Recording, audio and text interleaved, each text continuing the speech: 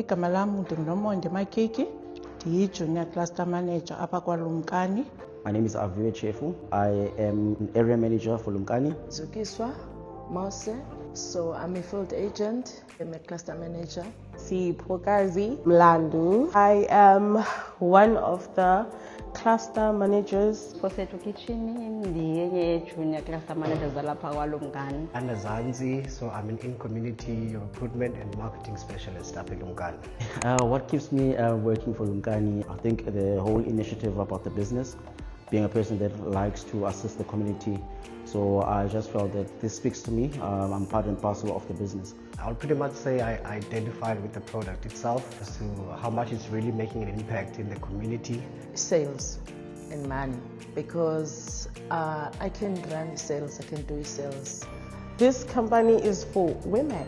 Lumkani empowers women because you know Moso Dada Ekayeni, you have to ask for everything. But if you are with Lumkani, you have a voice. Ndifike ndawuthanda umsebenzi wami kwaLumkani because unceda abantu into endiyithandayo vele. The fact that it's able to just uplift the people from nothing, so hence I just resonated with it, and I've just been loving it ever since I've been here.